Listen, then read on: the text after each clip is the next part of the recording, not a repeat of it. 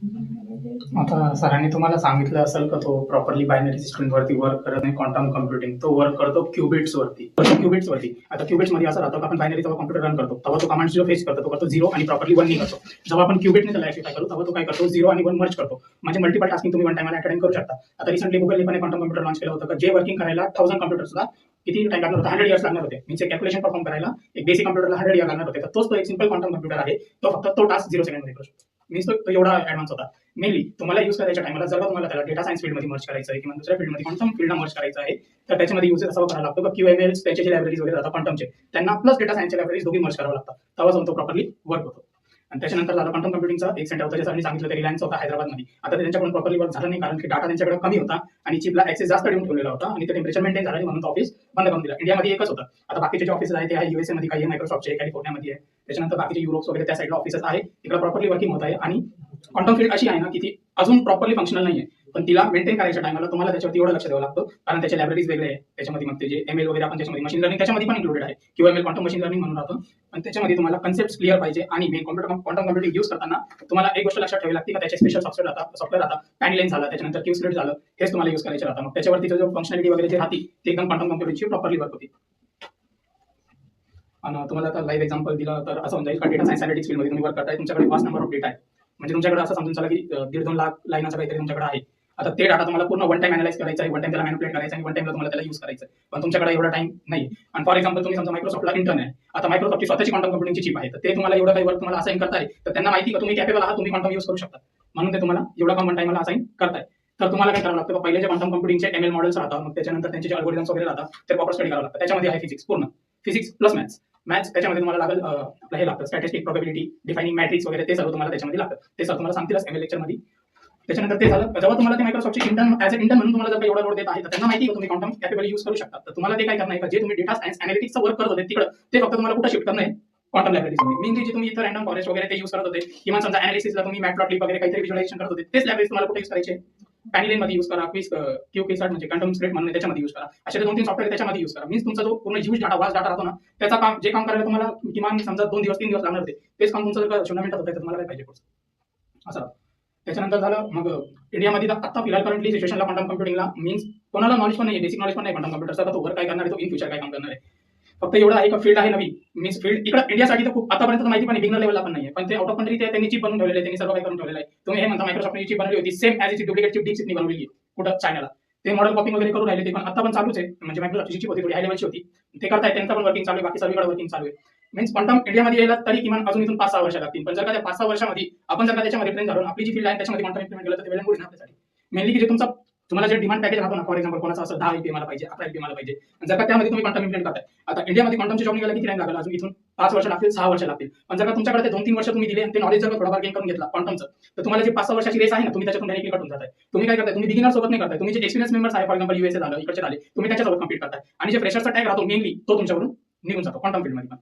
आहे तर तुम्हाला फक्त वर्किंग असं करायचं आहे तुम्ही त्याच्यावरती प्रॉपर स्टडी करा. वाटलं इथं पण सर तुम्हाला सांगतीलच, मी पण सांगेल क्यूबिट्स वगैरे एकदम प्रॉपरली स्टडी करा त्याचे. त्याच्यानंतर अजून पण आहे खूप सारे कन्सेप्ट आहे, क्वांटम स्क्रिप्ट झालं, पॅनिलाईन झालं, हे पण तुम्ही स्टडी करून बघा. तुम्हाला म्हणजे कन्सेप्ट सिंपल आहे, फक्त अल्गोरिदम जे यूज करायचे ते तुम्ही प्रॉपरली एकदा यूज करून बघा. CPU GPU तुम्ही यूज केला असं, CPU central processing unit, GPU graphic processing unit. आता मेनली जे क्वांटम वर्क होतो तो हाय लेवल पीसीला होतो, तो जीपीयूलाच प्रॉपरली वर्क होतो. सीपीयूला होतो पण मेनली नॉर्मल टास्कसाठी, पण जीपीयूला तो एकदम प्रॉपरली वर्क होतो. आणि जीपीयूचा असं राहतं स्टोरिंग फास्ट राहते, सर्व काही तुम्हाला एकदम प्रॉपरली राहतं, रनटाइम ऍक्टिव्हेशन राहतात, ग्राफिक्स विजिबल राहतात, तर त्याच्यामध्ये तुम्हाला प्रॉपरली रन होतं. प्रॅक्टिसिंगसाठी आता आपल्याकडे तर जीपीयू नाही, त्याच्यापेक्षा म्हणजे आपण हे करू शकतो, व्हर्च्युअल विंडो क्रिएट करायची, त्याला जीपीयूचा ऍक्सेस देता आणि मग तिथं क्वांटम रन करून बघायचं.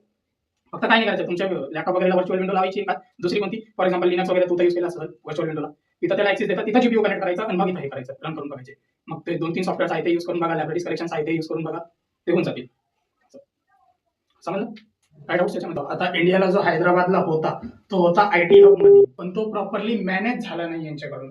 कारण जेवढा रिक्वायरमेंट डाटा राहतो, जेवढा रिक्वायरमेंट त्याला सर्व काही गोष्टी राहतात ते हे फुलफिल नाही करू शकले, म्हणून तो बंद झाला. त्यांनी यूज केलं असं नाही का नाही केलं, पण त्यांच्याकडे रिसर्च नव्हती त्या फील्डमध्ये, त्यांच्याकडे प्रॉपर वर्किंग करणारे प्रोफेशनल्स नव्हते, काही नव्हतं, म्हणून तो बंद झाला.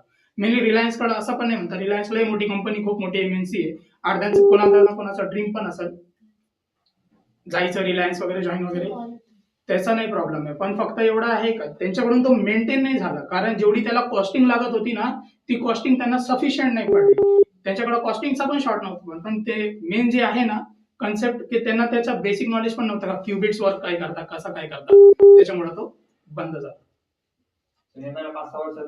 5-6 वर्षात हे बघा, कारण आता तो आहे करंट वर्किंग स्टेज मध्ये. तो असा पण नाही का तो फुलफिल झालेला आहे. क्वांटम खूप मोठी फील्ड आहे. फिजिक्स संपत नाही, क्वांटम संपणार नाही, म्हणून तो इम्प्लिमेंट होतच जाणार आहे, त्याच्यामध्ये येतच जाणार आहे काही ना काही. त्यांच्याकडून तो त्याची रिक्वायरमेंट जी होती क्लायंट सॅटिस्फाय रिक्वायरमेंट ती पण सक्सेस झाली नाही, बाकी काहीच झाले नाही, त्याच्यामुळे तो बंद झाला.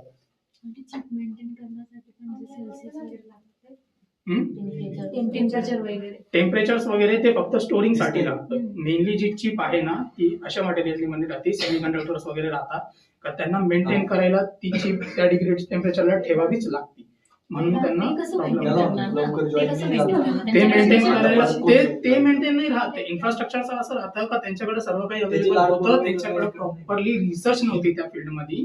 आणि जे आहे आता फॉर एक्झाम्पल मी आहे, तुम्ही आहात, आता तुम्ही मला कामाला लावणार आहे, काहीतरी देणारच आहे, तर तुम्हाला माझ्याकडून काहीतरी अपेक्षा असेल, माझ्याकडून मला तुमच्याकडून काहीतरी पेमेंटची रिक्वायरमेंट असेल, तर ते असं झालं. त्याच्यामुळे ते पूर्ण सेटअप लावला होता पण तो काही सक्सेस झाला नाही, तो बंद होऊन गेला. क्वांटम कम्प्युटिंगची मायक्रोसॉफ्टने काय केलं होतं का मेनली जे कॉम्प्युटर्स जे ग्राफिक ड्रायव्हर आपण यूज करतो सर्व काही, त्यांना फक्त त्यांनी एक प्रॉपर सिस्टीम मध्ये मर्ज केलं होतं. आता फॉर एक्झाम्पल काहीतरी तुला पायथन ऑटोमेशनला टाकायचं आहे, तर तू पहिले कोड डिझाईन करणार आहे का तू डायरेक्टली त्याच्यावरती वर्किंगला लागणार आहे? तू पहिले डिझाईन करल, त्याचं आर्किटेक्चर बनवल, तू त्याचं स्ट्रक्चर पूर्ण डिफाईन करल. आता ती चिप होती. आता फॉर एक्झाम्पल तुला माहिती आहे का वर्ल्डचा स्मॉलेस्ट कॉम्प्युटर किती मोठा असेल तुझ्या अंदाज? स्मॉलेस्ट, एकदम स्मॉलेस्ट. हा माझा नेल आहे ना, याच्यापेक्षा पण तो आहे ना याच्यापेक्षा 100 टाइम मिनिमाइज आहे. जर का तो एवढा, अगर ह्युमन ब्रेन एवढा जर का विचार करू शकतो का एवढ्या याच्यामध्ये पण वर्किंग होऊ शकते, तर ते चिप बनवणं काही हार्ड नाही ना. त्यांना फक्त काय करायचं, जे क्युबिट्स वगैरे ते कंबाईन करायचे प्रॉपरली आणि एक आर्किटेक्चर द्यायचं आहे त्याला. अजून काय डाऊट? एमएल मध्ये कसं यूज होईल क्वांटम कम्प्युटिंगचं? एमएल मध्ये असं राहतं ना, आता for example Python ML machine लर्निंगचे जे टॉपिक्स आहे, जे कन्सेप्ट इथं आहे ना ते कन्सेप्ट तिथं आहे. आता आपल्याकडे कसं आहे का इथं थोडा वास्ट टाइम लागतो आपल्याला यूज करायला. फॉर एक्झाम्पल रॅन्डम फॉरेस्ट तुला अप्लाय करायचं आहे, तुला गॅरंटी आहे का तो 100% अॅक्युरेट देणार आहे? आणि ते कोणताही एमएल मॉडेल राहू तो 100% अॅक्युरेसी देत नाही. पण क्वांटमचा यूज करून जर का आपण त्याला करतोय, तर त्याचा एक्झिक्युशनचा टाइम तो मिनिमाइज होतो. वरतून 10 to 20% त्याची अॅक्युरेसी वाढून जाते. मीन्स जे काम बायनरी सिस्टीम करत होतं 0-1 1-1 ऍप्लिकेशन देऊन, ते जर का त्याला मल्टी टाइम वन टाइम जास्त ऍप्लिकेशन भेटले तर तो परफेक्टली वर्क करेल ना. असं आहे. क्वांटम कम्प्युटिंगची चिप आहे आपण ती -20 मध्ये स्टार्ट होईल. कारण त्याला सेमीकंडक्टर्स वगैरे जे यूज झालेले आहेत त्याच्यामध्ये मेटल जे इथे यूज झालेला आहे ना, तो असा आहे का वन टाइम यूज केल्यानंतर हीट वगैरे होतं, त्याचा आहे प्रॉब्लेम. त्याच्यामुळे कारण सेमीकंडक्टर्स आहे तो हीट होणारच आहे. चिप खराब न हो म्हणून त्याला -27 डिग्रीला ठेवावं. सर मी एक व्हिडिओ म्हणजे रील बघितली, त्याच्यामध्ये ना त्यांनी सीपीयू आणि जीपीयूचा डिफरन्स सांगितला होता. तर मग सीपीयूने तेवढा टाइम घेतला ना, त्याच्यापेक्षा खूप म्हणजे एक 0.1 सेकंड मध्ये त्यांनी जीपीयूने ती इमेज क्लिक केली होती. ओके. मग नेमकी खूप मोठी राहते ना, जसं किती जीपीयूचा कन्सेप्ट असा आहे